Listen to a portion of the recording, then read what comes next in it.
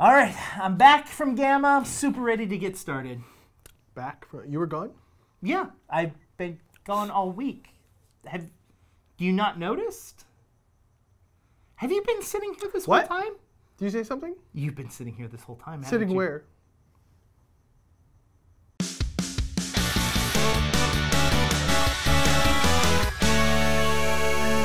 Hey everyone, welcome to GameGorgon. My name's Indigo. And this is Krug. And I'm Krug! And today we're it actually rang after it. And today we're going to be talking about my adventures at GAMA. So what is GAMA? GAMA is a convention that is made for game developers to sell and show off their games to retailers. I got to go and I had a really great time. I sat in on mostly Paizo seminars. Of course. So I found out a lot of information, and we're going to kind of go over the information that I learned from GAMA. What are you doing? Oh, it's the NDA that you signed. There's no NDA. There's no NDA. I was joking. Okay. We would never do that. Yeah, exactly. So let's get started with Starfinder, since we've been talking mostly about Starfinder. Sure. So they are just about to release the beginner set, which is a whole box that's going to have two different manuals, a player's manual, Okay. a GM's manual, both of them shortened renditions of the core rule book. Oh. And it's going to have a flip map, so it's like a map that you can turn and has two different terrains on each side. It's going to have some pawns, which are these like cardboard cutouts of different characters. They're going to have pre-generated characters, and it's going to have like an adventure that you can start right away. Nice. And kind of get people into the game that haven't had a chance to play since So the book. this isn't how to explore the entire depth of the system as a whole. This is how to like, hey, you're brand fucking new and you want to try a role-playing game. Here's the bare minimum to have fun. Yeah. Go and have fun. Yeah. Cool. It's the starter. That's why it's called the beginner set. You know, and it's not necessarily aimed for like kids, but in general, it's just kind of like gets you a flavor of what it's like to play Starfinder. The system as a whole can be overwhelming. Yes. Like, pretty objectively. I mean, the book itself is a hefty book. The core rule book. Yeah. It's a weapon. Yeah. It does 1d6. And so it's just kind of like easier kind of to digest some aspects, limited version of how to get into the game, and if you find it and like it, you can then go out and get more of it. Do you want to review it? I think that'd be cool. The beginner set? Yeah. We can, yeah. I think that'd be cool because it's kind of like, as experienced role-playing people, do we think this is enough or too little or whatever, or too much or whatever for this product? I think that'd be nifty. The other thing is we actually, if you, the audience, have questions about it, we're actually going to be interviewing someone from Paizo, specifically from Starfinder. Ooh. So if you have some questions that you want to ask them about the beginner box or Starfinder as a whole, let us know and we'll ask. We're a big fucking deal now. Then we're going to also get Alien Archive number 3. Nice. Which is going to have 100 new alien species. That's a lot. Yeah. Here's the other thing. 19 new playable species for your players. Wow. Yeah. That is astonishingly large quantity of playable characters. That's nuts. The one that I heard about that Do we call them species? Oh, species in this game? Because I always go back and forth between ancestry and races. Yeah, it's a species because it's a whole. No, I get that. I Yeah. get that. It's just hard to add a third word to the vocabulary. Vocabulary, it's so hard.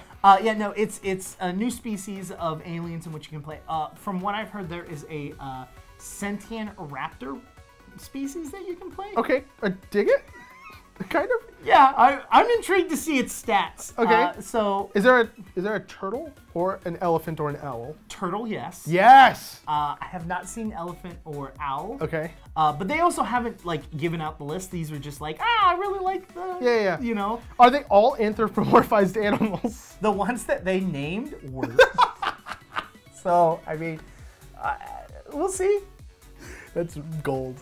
Here's the thing: is it's also going to be releasing new weapons as well. Okay. Like new categories of weapons or new entries into. I don't know. Fair enough. But you know, if we get a hold of it, we can let people know. What they were specifically pushing is that they were trying to make the Alien Archives book not just a GM-specific book. Sure. They were like, we want to make content that is useful for both the player and the GM, so you're not always having to rely on the GM to buy all of the books. Your players can own them, and it's something that everyone gets something. 19 playable species is a pretty good value proposition. 19 playable species plus weapons that you're going to have access to, theoretically. That's awesome. Yeah. Then the third thing that we know about is the Character Operations Manual. Yes. Which is basically the Advanced Player's Guide for Pathfinder. Yeah. This is the Starfinder version. This is the first time that they're going to be releasing new classes to the game. Right, which we've seen. Yes, they're the 3 that we went through the playtest. They have said that they have changed quite a bit. Okay. But yeah, it's... If they kept the ideas that they had in those ideas, I love them. Yeah. Like, if they didn't change the concept or the direction they were going with those things, and they didn't just nerf them into the dirt, those are some fun sounding classes, you know? Absolutely. I mean, they definitely said that they learned a lot from it, and they learned a little bit better on balance and what to make different things more interesting. Sure.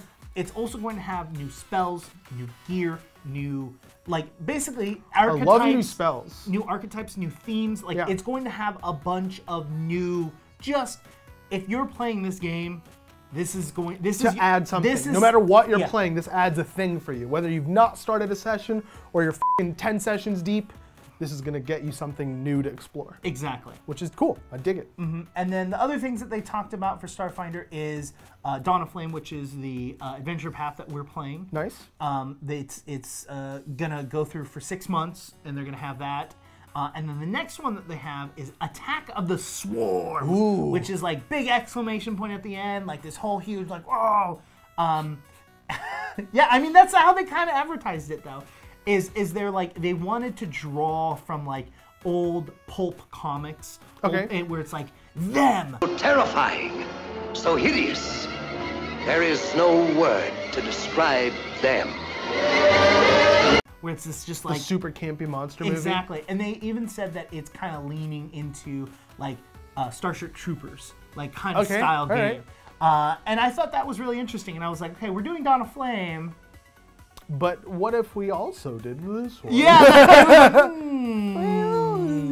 Hey, if you want to see us live stream that, let us know down in the comments. The only other things that we're going to be seeing is a fumble deck, a rule reference. I've never heard that term before. The fumble deck? The f is a fumble deck? It's a card deck that if you roll a natural 1, instead of the DM saying X happens, you pull a card. No way. And it gives you a random thing that happens. That's a thing? Yeah, that's a term that people know? Yeah, there's critical decks and there's fumble decks. What the f? Well, and in fact, something that I was even thinking about adding to some of our streams was a critical or fumble deck where if the audience donates X amount of bits, they can give someone a crit or a fumble. But I had no idea that was a normal term. Nomenclature? Yeah. That's interesting. They're also going to be, and this is what I'm excited about because I'm a huge nerd, is they're going to have rule reference cards. Ooh. So they're just like a deck of cards. It's like Grapple. Yeah. It's going to have just basic rules and then how they work. And so you can easily just hand them over if you have questions about specific things. Are they going to quadruple print Grapple in every box? They did say that they have multiple copies of certain repeatedly used abilities. Dude, or I'm conditions. so smart. Yeah, they said that they will have those in there. I don't know if it's going to be Grapple or if it's just going to be this is what the poisoned condition is. You know what I mean? I bet Grapple's one of them because Grapple I think is one of the thing that people want to use the most frequently, but are just but I don't want it because I don't know how it works. I get that. And then the last thing that they're going to have is a new set of pawn collections. Okay. Which, again, are the cardboard cutouts, 2 different direction cards. I personally not a huge fan of them. Also me, yes. But is a lot of people find it a lot easier to have the pawns because it's smaller storage than it is for miniatures. They're pre-colored. Right now, there's technically no minis that are out for Starfinder content that's official. 3D printer. Yes, I said official. Yeah, so this does make some people's lives a little bit easier. And it's not personally me. It's even if there were official minis, they're way less expensive the pawns, right? Yo, Just yeah. little cardboard things. I think there's a ton of pawns in there. Like I don't remember it off the top of my head, but it's It's ton. 4 pallets of cardboard. No, it's not. All right, now we're done with Starfinder. Now we just have this small thing. It's not huge. It's Oh, it's the dice company, right? no. It's something called Pathfinder Second Edition. What's that? I don't either. I found a little bit of information on it, and we'll let you know. Apparently, it's a new version of Pathfinder. Weird. It's coming out August 1st at Gen Con. You're going to be able to pick up your copy wherever you purchase it or buy it from on August 1st. Nice. But they're also going to be kind of doing their big announcements and big like release at Gen Con. I'll be there. If you're going to be at Gen Con, let's figure out a way to say hi. You lost interest. Yep, yeah, Krug's gonna sit here and sit on his phone while I'm at Gen Con. This thing, they're not just releasing the core rulebook, right? Which they're doing the same thing they did with Starfinder, which I actually like, which is they combine the GM and the player's book into one big book, right? And just sell one book versus trying to get people to buy 2 separate books at the same price. Yep. I like that. Same.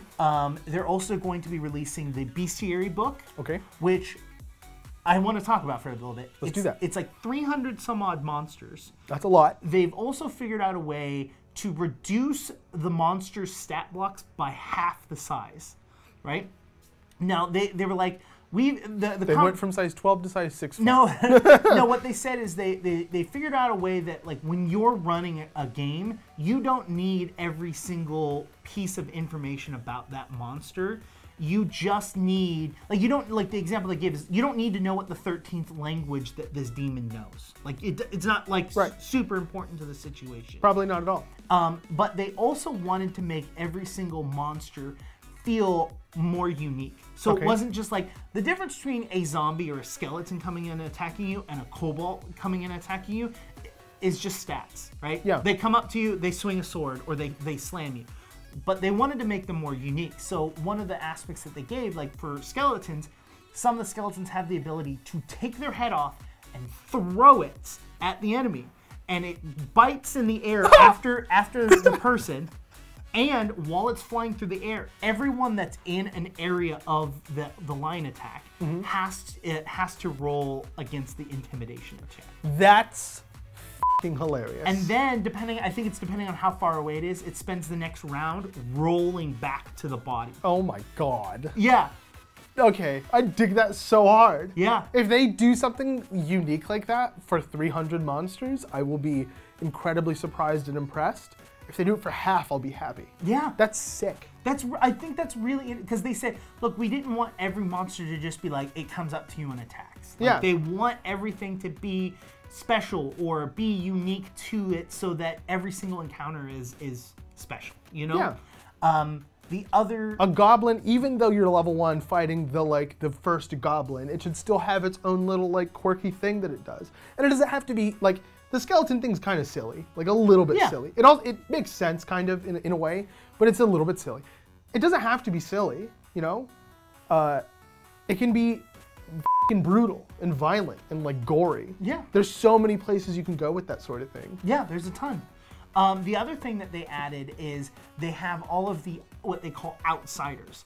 So say you are a character that can summon demons, right? You're a cleric that allows you to summon demons, right? So if you're not an evil cleric, you're a good aligned cleric, you need to be able to summon a thing. Yeah, and you can't summon demons because it's against your alignment. Now, in the past, they've always had them, but they've been like, you summon a steed. And you're just like, great.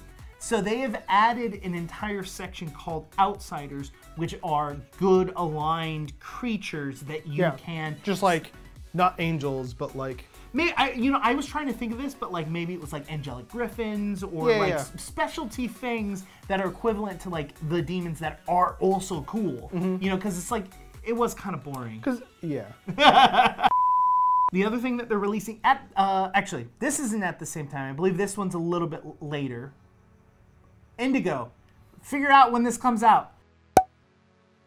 It's called the Lost Omens World. Okay. So the world in which you were playing, which is the map in which like everyone kind of bases the adventure books off of in Pathfinder, is now going to be called the Lost Omens World. Okay. Right? It's the same, like similar map. I think there might be a little bit of art changes to Okay. it, but it's the same world. It's the same thing.